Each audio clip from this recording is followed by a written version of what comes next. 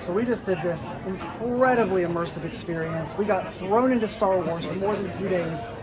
And with the Star Wars universe, is this canon? I know we saw some of the canon characters, and I know some of the books are coming out, but I know also sometimes the storylines can kind of fool around a little bit. I mean, the story is as authentic as it gets, so Okay. yeah. I mean, I guess you're technically part of Star Wars now. Okay, all right. And what did it take to make the storyline of this? Because we had this storyline going on, we had another one. We were following some people, and then we just see Chewbacca just run by with a whole crowd, and we're like, oh, what did it take to make the multi-layers that came into the story? It's a fascinating process.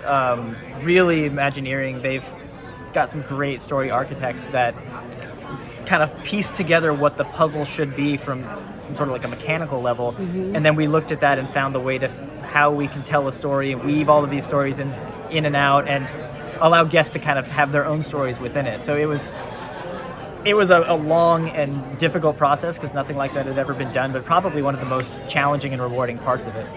For sure. And it's so great that we've got this opportunity to bring the Halcyon Starcruiser to life, not only through the story and the environment, this ship, but also the food and the music and everything. We're storytelling in so many different levels, and that's something that we can only do in a physical environment. Yeah. That was one thing we kept saying was for like every meal we had, everything looked like Star Wars. All the background music was Star Wars. I was like, I wish they like sold an album of it. I would too. It's really, really good. So when it came to the creation of the ship, we got the cast members, we got more of the performers. I know they all interconnect. How long does it take to kind of do this backstory of it? I know there was a lot of people I know all keeps working on it, but how long did it take from beginning until here we are today?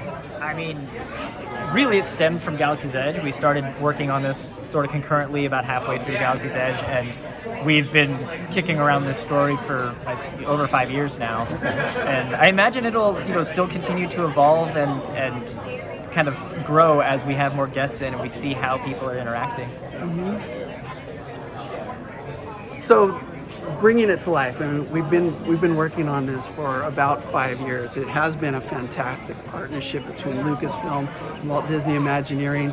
It's a design team where we get to pinch myself because we get to look at this amazing concept art. It can be challenging trying to figure out how to build it with real building materials and something that it's not just a stage set. It's something that you inhabit, you interact with, and hopefully find your own unique adventure along the way. Yeah, and I'll say, from the outside when you drive by, it's more of an ordinary looking building, but once you go through security and you pull up to the front, I could not find, and I was looking, I couldn't find something to try and break me out of the story. Even I loved how we could look out the windows and the windows were interactive constantly. We were sitting in a room and we're like, why do we keep going to light speed? Like, why is this happening? And then when we did the bridge training, we're like, oh, this makes so much sense. So for the windows, we were on one side of the ship, and there's the rooms on the other. Are we looking at different things? Yeah. Okay. So there is a true left and right side of the ship. Left and right side, the relationship of the bridge to the atrium, to the lower decks, the upper decks, all of that has a direct relationship to the ship you see on screen, the models that you see in the atrium. It was a fantastic opportunity to kind of create this and create it so, at such an integrated level. You mentioned the terminal. Mm-hmm. That has a distinct architecture that's totally unrelated. We were actually trying to make it feel very heavy and angular and earthbound. Yeah. And then once you step inside the atrium, inside the ship, you want to see the forms, the kind of the docking rings and all of those, that architecture and the shape you see on the exterior of the ship. You want to see those forms, the bulkheads and the other elements come into the interior, so it really makes it feel like you're stepping on board the Halcyon Starcruiser. Yeah, it works in that way. When we first put up, it kind of feels like you're pulling up to a cruise terminal. Like it's oversized things, but in a way it feels like you got to get everybody in. You're doing all this stuff.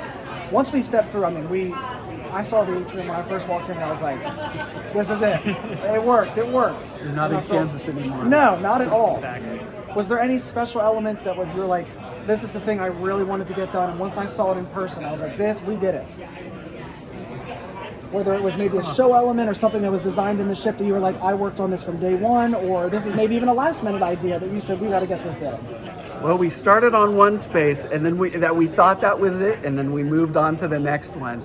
And honestly, to have an opportunity to kind of explore these things and go deep within the design team as fans, and trying to be as authentic.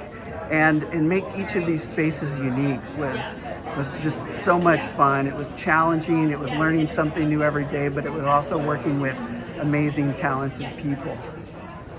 For me, I think it's really the character interactions. Yeah. We know in a theme park you can do those brief character interactions and they work really well.